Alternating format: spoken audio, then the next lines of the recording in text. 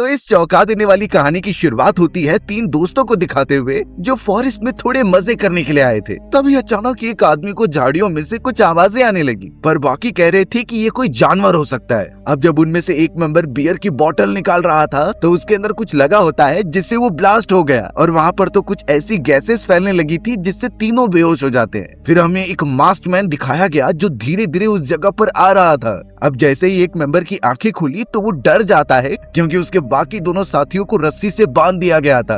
वो तो डर के मारे तुरंत ही वहाँ से भागने लगता है, लेकिन वही मास्कमैन वाला आदमी ने तुरंत ही तीर चलाया और उस पहले मेंबर को मार गिराया होता है। ये देखकर बाकी दोनों भी एकदम डर गए और तुरंत ही वहाँ से निकलने की कोशिश करने लगे, लेकिन पता चला मास्कमैन ने यहाँ पर ट्रैप भी बिछा कर रखे हैं। भागते हुए 2 मेंबर्स में से एक तो उस ट्रैप में फंस जाता है, जिससे मास्कमैन जैसा वो खतरनाक आदमी वहां आकर उसे मार देता है और फिर आखिरी वाले भागते हुए मेंबर पर गोली चलाता है। यानी एक ही बार में उस अनजान आदमी ने 3 टूरिस्ट को खत्म कर दिया, वो भी बहुत ज्यादा बुरी तरीके से। अब कुछ दिनों बाद हमें एली नाम की एक लेडी दिखाई गई जो अपने सारे दोस्तों के साथ थी। वो सभी कार में बैठकर अपने वेकेशन को एंजॉय करने जा रहे होते हैं, वो भी एली के फादर के घर पर जहाँ उनकी प्रॉपर्टी है। एली का तो एक बॉयफ्रेंड भी उसके साथ था जिसका नाम इवन होता है, पर एली के फादर को इवन बिल्कुल भी पसंद नहीं होता है, इसीलिए वो बिना अपने फादर को बताए अपने बॉयफ्रेंड और साथियों के साथ वहाँ जा रही होती है वेकेशन के लिए। एली ने कहा कि मेरे फादर कई साल पहले वहाँ पर रहते थे, लेकिन सबसे पहले हमें वहाँ जाने के लिए बेन नाम के एक केयर टेकर से चाबियां लेनी होंगी क्योंकि उस प्रॉपर्टी की देखरेख वही आदमी करता है। अचानक अब एली को कॉल आया उसकी बहन जेसी का।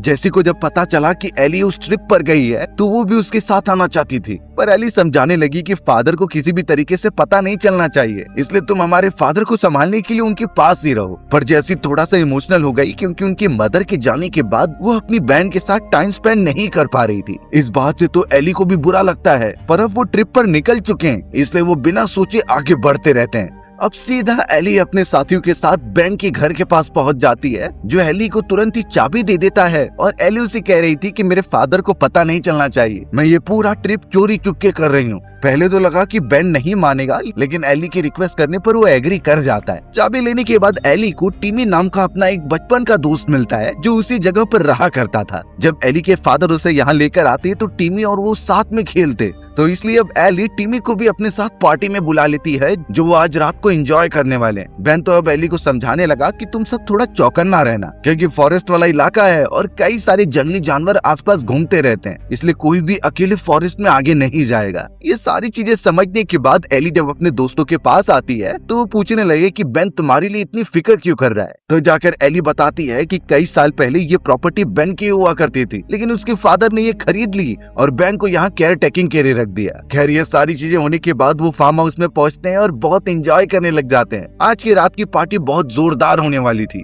लेकिन पता नहीं क्यों बेन उन्हें दूर से खड़ा होकर देख रहा था। ऐसा लगता है कि वो उनके ऊपर कहीं न कहीं नजर रख रहा है। अब उन सारे लोगों ने रात होने पर बाहर जाकर कैंपिंग करने का डिसाइड किया। सारे दोस्त फॉरेस्ट में तुरंत ही निकल पड़ते हैं विदाउट ये जाने कि ये कितना खतरनाक हो सकता है। सामने की तरफ उन्हें एक छोटा सा हाउस दिखाई दिया जो कि अबैंडन लग रहा था। तुरंत ही वो जब आगे बढ़ते हैं तो पता चला कि एल्डो और नीना नाम की एक कपल साइड वाले कमरे में जा रहे हैं। दरअसल उन्हें प्राइवेट मोमेंट चाहिए था, इसीलिए वो बाकियों से कहने लगे कि तुम एंजॉय करो, हम थोड़ी देर में आते हैं। इवन समझा रहा था कि इस तरीके से अकेले जाना अच्छा नहीं है, लेकिन एल्डो और नीना मानते नहीं और एक कमरे में चले जाते हैं। बाकी सब उनका वेट करने लगे और बाहर आग जलाकर थोड़ा चिल आउट करते हैं। एल्डो और नीना जब कमरे में एक दूसरे के पास आ रहे थे तो उन्हें दीवार पर कुछ तस्वीर दिखाई दी। ध्यान से देखने पे पता चला कि ये बेन और उसके फैमिली की है, जो बहुत ज्यादा खुश लग रहे थे। लेकिन जैसे ही नीना की नजर एक जार के ऊपर जाती है जिसके अंदर इंसानी अंग काट कर रखे गए थे, तो वो बहुत ज्यादा डर जाती है और काफी चिल्लाने लगती है। उसकी ये आवाज सुनकर बाकी सारे लोग जो बाहर थे वो तुरंत ही वहाँ पर आते हैं और पूछते हैं कि क्या हुआ। तब जाकर नीना और एल्डो बताते हैं इंसानों के कटे ऑर्गन्स के बारे में और ये भी कहते हैं कि वो कमरा बेन का है, यानी बेन ही ये सारी चीजें कर सकता है। अब इसकी श्योरिटी के लिए इवन और मार्कस अंदर की तरफ जाते हैं। उन्हें दीवारों पर फोटोग्राफ्स तो दिखाई दे रहे थे, लेकिन वो कटे हुए अंग नहीं होते जिसकी बात एल्डो और नीना कर रहे होते हैं। इसलिए वो ऐसा समझने लगे कि अंधेरे में एल्डो और नीना को वहम हुआ होगा, यानी इस बात को वो नजरअंदाज करके अब वापस जाने लगते हैं। पर एल्डो और नीना सुबह तक उन्हें समझाते रह गए कि वो सब सच था और रियलिटी में वहाँ पर इंसानों के अंग मौजूद होते हैं। पर फिलहाल उनके पास कोई सबूत नहीं था, इसलिए कोई भरोसा ही नहीं करता।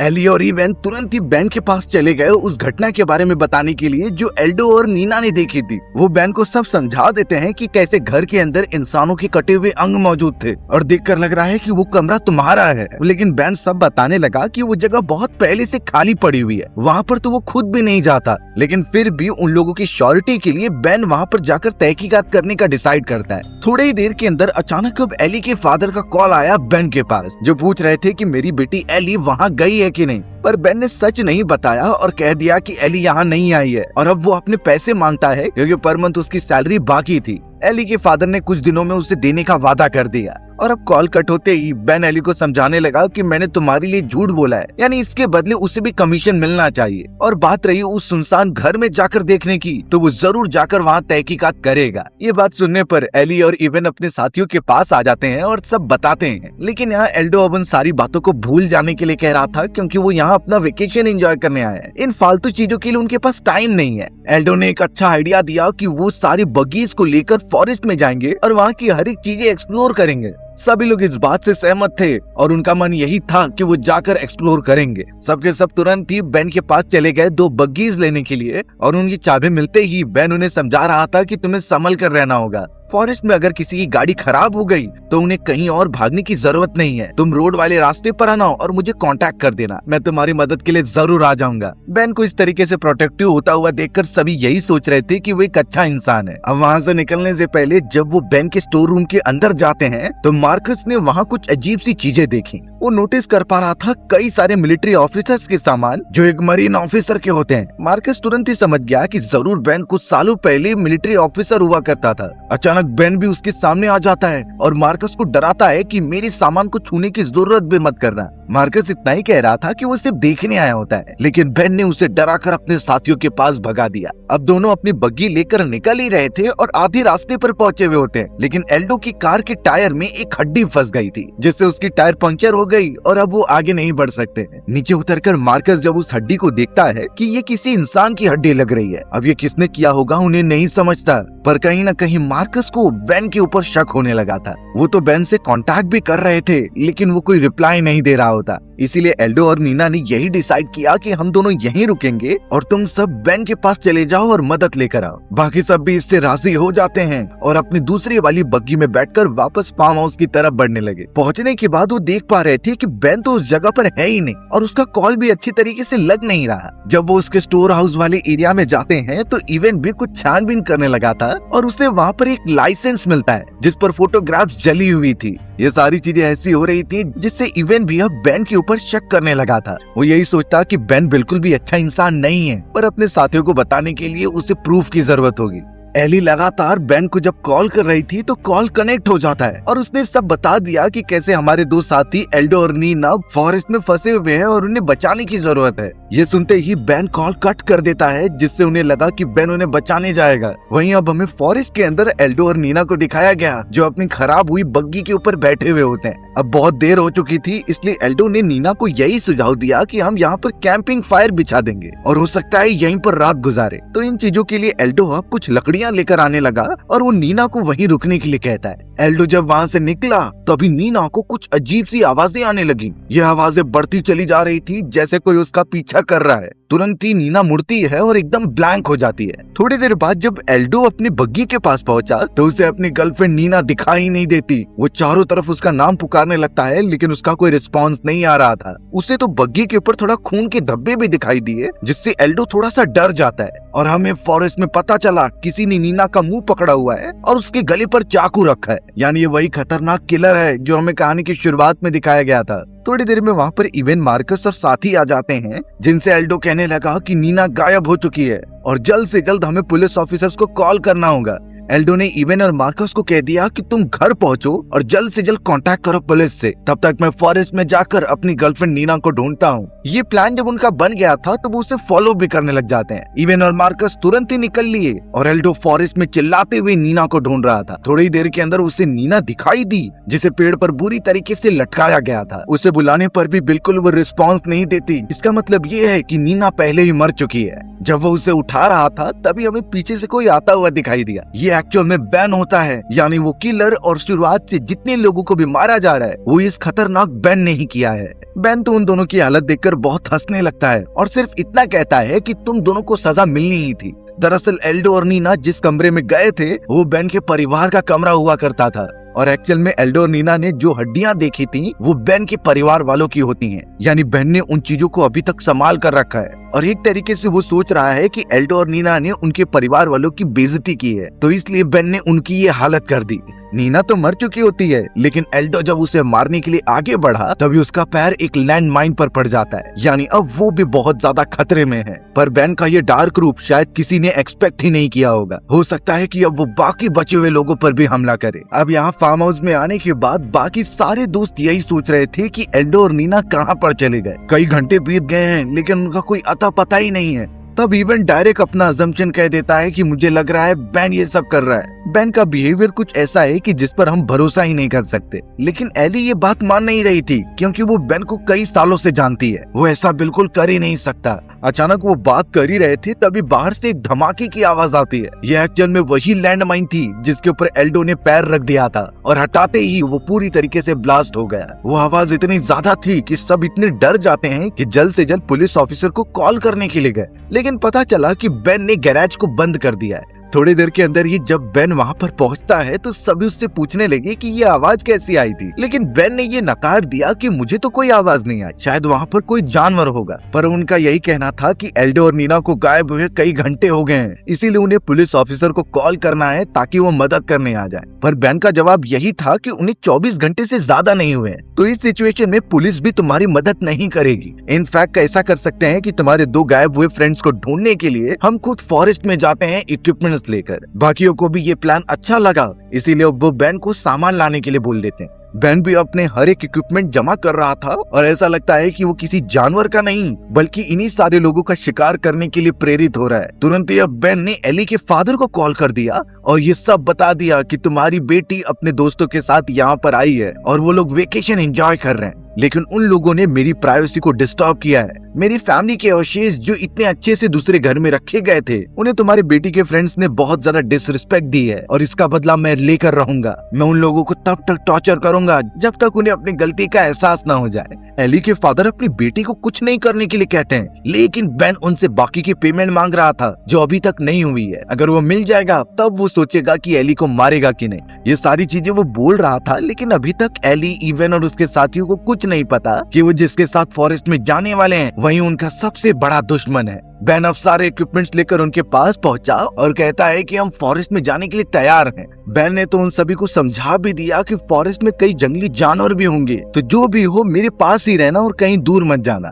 अब ये सुनते ही मार्कस और लिज काफी ज्यादा डर जाते हैं, इसीलिए उन्होंने यही डिसाइड किया कि वो फॉरेस्ट में ना जाते हुए फार्म हाउस में ही रहेंगे। अगर एल्डो और नीना यहाँ पर आ गए घूमते हुए तो हम तुम्हें कांटेक्ट कर देंगे। इसीलिए अब एली और इवन ही बेन के साथ फॉरेस्ट में निकल पड़ते हैं। थोड़ी देर तक ट्रेवल करने के बाद बेन उन्हें इंस्ट्रक्शन देता है कि जैसा मैं बोलूँ वही करो, तुम दोनों यहीं पर रुक जाओ और मैं आगे जाता हूँ। पर इवन बहस करने लगा कि हम तुम्हारे इंस्ट्रक्शंस क्यों फॉलो करें। तब जाकर बेन ने ब्लैकमेल करना स्टार्ट किया। उसने कह दिया कि तुम्हारे फादर को बिल्कुल नहीं पता कि तुम सब यहाँ आए हो। अगर तुम मेरी बात नहीं मानोगे तो मैं तुम्हारे फादर से सब सच कह दूंगा। बेचारे एली और इवन को एकदम चुप रहना पड़ता है और जैसा बेन कह रहा था वही करते हैं। बेन उन्हें छोड़कर आगे निकल गया और एली और इवन तो एक दूसरे से बहस ही कर रहे थे कि एली ने अपने फादर को इस ट्रिप के बारे में क्यों नहीं बताया। तब जाकर एली सच बोलती है इवन को कि मेरे फादर तुम्हें पसंद नहीं करते। अगर उन्हें पता चल जाता कि मैं तुम्हारे साथ इस ट्रिप पर आ रही हूँ तो वो मुझे कभी जाने ही नहीं देते।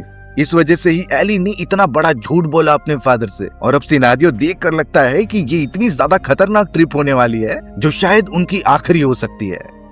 अब यहाँ घर के अंदर मार्कस और लिज मौजूद थे, तभी अचानक एक कॉल आता है। यह एक्चुअल में एली के फादर का ही था जो अपनी बेटी के बारे में कुछ पता करना चाहता था। पर लिज ये झूठ कह देती है एली के फादर से कि वो ट्रेकिंग के लिए गई है बाहर की तरफ। एली के फादर लिज को समझा रहे थे कि बेन खतरनाक आदमी है और तुम्हें जल्द से जल्द वहाँ से निकल जाना चाहिए। पर लिज उनकी बातों को सीरियस लेती ही नहीं, क्योंकि अगर वो सारी चीजें उसे समझाएगी तो ये पता चल जाएगा कि उनके 2 साथी गायब हो चुके हैं। इसीलिए वो कॉल ही रख देती है और मार्कस के साथ चिल आउट करने लगती है। अब हमें फॉरेस्ट के अंदर बेन दिखाया गया जो एली और इवन को छोड़कर काफी आगे निकल आया था, लेकिन अचानक उसे एक कार आती हुई दिखाई देती है। वो सीधा उसकी फार्म की तरफ जा रही थी, इसलिए वो एली और इवन को वहीं पर छोड़कर सीधा फार्म में पहुंचा। पता चलता है कि वो पुलिस ऑफिसर्स की गाड़ी है और उसमें 2 पुलिस ऑफिसर्स बाहर निकल रहे थे। एक्चुअल में टिमी नाम का वही लड़का एक्सप्लोजन देखने के कारण पुलिस को यहाँ लेकर आ गया, जिससे ये पता चल सके कि सभी ठीक है कि नहीं। बेन उनके सामने आकर कहने लगा कि जितने भी लोग यहाँ आए हैं वो ऊपर की तरफ मौजूद हैं, पर फिर भी वो पुलिस ऑफिसर्स उसकी छानबीन करने लगे। अब जैसे ही वो स्टोर रूम में जाते हैं तो बेन ने एक चाकू निकाल लिया ताकि वो इन पर हमला कर दे। और अच्छा हुआ कि पुलिस ऑफिसर्स को अपने ऑफिस से एक कॉल आ गया, जिस वजह से वो आगे छानबीन कंटिन्यू ना करते हुए वापस अपनी कार से निकल पड़ते हैं। बेन तो एकदम से बच गया था और अब घर में आकर वो मार्कस और लिस को एक वॉकी टॉकी दे देता है। उसने बताया कि एल्डो और नीना अभी तक मिले नहीं है, पर अगर किसी चीज की भी प्रॉब्लम हो तो वो उससे कांटेक्ट कर सकते हैं। यानी अभी भी बेन की सच्चाई सबके सामने नहीं आई है। वहाँ फॉरेस्ट में इवन एली को पूछने लगा कि आखिर तुम बेन को कब से जानती हो और बेन पहले क्या करता था। एली ने बताना स्टार्ट किया कि बेन एक आर्मी ऑफिसर हुआ करता था जो अपनी वाइफ और एक छोटी बेटी के साथ रहा करता था इस जगह पर। जब वो अपने काम से बाहर रहता तो उसकी वाइफ और बेटी अकेले ही इस फार्म हाउस में अपने दिन गुजारते। लेकिन एक दिन कई खतरनाक आदमी उस घर के अंदर घुस जाते हैं और उसकी वाइफ और बेटी को बुरी तरीके से प्रताड़ित करके उन्हें मार देते हैं। छुट्टी मिलने पर जब वेन वापस आया तो वो अपनी वाइफ और बेटी को मरा हुआ पाता है। इससे वो बहुत ज्यादा टूट गया था और ये वही मोमेंट होता है जब एली के फादर ने उसकी जमीन खरीद ली थी, पर बेन को वहाँ रहने की परमिशन दे दी गई होती है और उसकी केयर टेकिंग की जॉब भी। उस मोमेंट पर हमें एक बात पता चली कि बेन ने शुरुआती समय में जिन 3 लोगों को मारा था एक्चुअल में यही लोग उसकी वाइफ और बेटी की मौत के जिम्मेदार थे। यानी बेन ने अपना बदला तो ले लिया है, लेकिन उसे बिल्कुल भी शांति नहीं मिली है। शायद वो और भी ज्यादा शिकार करना चाहता है, लेकिन अब एली और इवन को समझ ही नहीं रहा था कि वो इस घने फॉरेस्ट में जाए कहाँ। रात भी ऊपर से इतनी ज्यादा हो चुकी थी, पर अगर ऐसी कंडीशन में हम फंस जाए जहाँ हमें फॉरेस्ट से निकलने का रास्ता मिल ही नहीं रहा, वो भी इतने अंधेरे में, तो कुछ तरीके हैं जो इसमें अप्लाई करने पर हम आसानी से शहर वाले इलाके पर पहुंच सकते हैं। सबसे पहले तो हमें फॉरेस्ट में बिल्कुल भी पैनिक ना होकर उस रास्ते पर बढ़ना है जहाँ से कुछ आवाजें आ रही हैं या फिर पेड़ पौधे कम होते जा रहे हैं। ये यूजुअली वो एरिया होता है जहाँ पर खाली जमीन होगी, और खाली जमीन होगी इसका मतलब कि रोड वाले एरिया और पास आ जाएंगे। अगर आप जैसे तैसे हाईवे वाले एरिया पर पहुँच गए तो आप एक और चीज कर सकते हो कि आपको साइड वाले पेड़ पर चढ़ जाना है। इससे हमें एक ऊंचा व्यू मिलेगा कि कौन सी डायरेक्शन सही है। जिस डायरेक्शन में भी आपको थोड़ी सी भी लाइट दिखाई दे रही हैं, उस तरफ ही आपको बढ़ना है। और ये ध्यान में रखना है कि अगर रास्ते पर कोई भी जानवर दिखाई दे तो बिल्कुल भी भागे नहीं और झाड़ियों के पीछे जाकर छुप जाइए। याद रहे आपको अपना मोबाइल फ्लैश भी जला कर रखना है ताकि कोई दूसरा वहाँ से गुजरे तो आपको देख ले। इन चीजों से हमें काफी ज्यादा मदद मिल सकती है। पर वहाँ घर की तरफ पता चला कि मार्कस स्टोर रूम में गया है बेन के बारे में पता लगाने के लिए। उसे तो पहले ही बेन पर शक था, लेकिन जैसे ही वो कुछ क्लूज बाहर निकालता तभी बेन पीछे से आ जाता है। बेन अब मार्कस से काफी गुस्सा था और उसने तो स्नाइपर भी उठा लिया और कहा कि मैंने तुम्हारे दोनों दोस्तों को मार दिया है और अब बारी तुम्हारी है। मार्कस इतना ज्यादा डर गया कि तुरंत ही घर के अंदर लिस के पास भागता है। लिस को वो कह रहा था कि बेन ही वो कातिल है जिसने हमारे दोस्तों को खत्म किया है, पर अचानक बेन जो स्नाइपर लेकर खड़ा हुआ था वो खिड़की से सीधा गोली चलाता है जो मार्कस को लग जाती। बेचारा मार्कस वहीं गिरकर खत्म हो गया। लिज अब इतना ज्यादा घबरा गई उसे समझता ही नहीं कि वो क्या करे। वो तुरंत ही पुलिस को कॉल करती है, लेकिन डर के मारे मोबाइल नीचे गिर गया। बेचारी वहाँ से निकल ही नहीं पाई और बेन अंदर आकर सीधा उसे भी शूट कर देता है। यानी 2 और लोग का काम तमाम हो गया है। यहाँ पर फॉरेस्ट में एली और इवन जब रास्ता खोज रहे थे तो उन्हें किसी की बॉडी दिखाई दी। ये बहुत ही ज्यादा खतरनाक होती है और जब बेन वहाँ पर पहुंचा तो वो ये सफाई देने लगा कि ये तो एल्डो की बॉडी है जिसने शायद एक डायनामाइट के ऊपर पैर रख दिया होगा, इसलिए उसकी जान चली गई। एली और इवन इतना घबरा गए कि सीधा फार्म हाउस में आते हैं और स्टोर रूम के अंदर लिटरली उन्हें अपने 2 साथी मार्कस और लिस की डेड बॉडी दिखाई दी। दोनों एकदम से चौंक गए कि आखिर ये किसने कर दिया। उस जगह पर जब बेन हंसते हुए आ रहा था तब जाकर इवन समझ जाता है कि ये काम बेन नहीं किया होगा। वो तो तुरंत उस पर हमला करने के लिए गया, लेकिन बेन उसे बहुत मार रहा था और यहाँ बेन और इवन के बीच में काफी झगड़े हो रहे थे। पर ऑब्वियसली बेन उससे ज्यादा ताकतवर था। उसने इवन को कई जगह चोट पहुंचाई और एक बंदूक लेकर सीधा उसके सर में मार दिया। यानी इवन का भी काम तमाम हो चुका है। एली तुरंत ही वहाँ से भागने लग जाती है और अभी भी बेन उसका पीछा कर रहा था। जैसे ही एली कमरे के अंदर पहुंची तो वहाँ उसके फादर पहले ही मौजूद थे जो उसकी मदद करने आए होते हैं। जिस पर उसके फादर वहाँ से लेकर जा ही रहे थे तभी बेन ने उसके फादर को ही काफी मारकर बेहोश कर दिया। एली अब नोटिस करती है कि टिमी नाम का वो लड़का उससे मिलने आया है और वो उससे मदद मांगने की कोशिश कर रही थी। पर बेन ने अब टिमी को पकड़ लिया और उसे गन पॉइंट पर रख दिया होता है। बेन एली से कह रहा था कि तुम अगर बाहर नहीं आई तो मैं टिमी को मार दूंगा, पर एली बाहर नहीं आती, जिस पर बेन ने बिल्कुल देरी नहीं की और टिमी को भी मार दिया। जब वो अंदर पहुंचता है तो एली एकदम निहत्था थी, यानी अब उसका काम भी तमाम होने वाला है। पर तभी एली के फादर पीछे से आ गए और बेन की बंदूक छीनकर उस पर ही पॉइंट कर दिया। बेन थोड़ी स्मार्टनेस दिखाने की कोशिश करता है, पर उसके फादर ने बेन के घुटनों पर शूट कर दिया होता है। बेन अब बहुत ही ज्यादा घायल हो चुका था, लेकिन वो एली के फादर को अपनी बेटी की सच्चाई बताने के लिए बोल रहा था। एली जब पूछने लगी तो पता चला कि एली के फादर ने ये पूरी जगह अपने वाइफ के इंश्योरेंस के पैसों से ली है और एली के फादर ने ही अपनी वाइफ को जानबूझकर मरवाया है, वो भी बेन को कहकर। ये सच्चाई पता चलते ही एली गुस्सा हो गई और इसी मौके का फायदा उठाकर बेन ने उसके ऊपर चाकू रख दिया। एली के फादर कुछ कर नहीं पाते और उन्हें गन देनी पड़ी, जिस पर बेन ने तुरंत ही उन्हें शूट कर दिया था। एली भी अब अपनी जान बचाकर वहाँ से भाग ही रही थी, लेकिन बेन लड़खड़ाता हुआ सीधा बाहर आया और गन उठाकर एली को भी शूट कर दिया। कुछ ही घंटों में वहाँ पर पुलिस ऑफिसर्स की सायरन की आवाज आती है, जिस वजह से बेन पहाड़ी चढ़ने लगा और वहाँ से तुरंत गायब हो जाता है। ऑफिसर्स जब वहाँ पहुंचे तो पता चला एली अभी भी जिंदा है, इसीलिए उसे तुरंत ही हॉस्पिटल भेज दिया गया और शायद एली आगे चलकर बेन से बदला जरूर लेगी। पर ये कहानी हमारी यहीं खत्म हो जाती है। सो व्यूअर्स, अगर आपको मेरा नरेशन 1% भी अच्छा लगा होगा ना, तो वीडियो को लाइक एंड चैनल को सब्सक्राइब जरूर कर दें। मिलते हैं इसी तरीके की कहानियों में, तब तक के लिए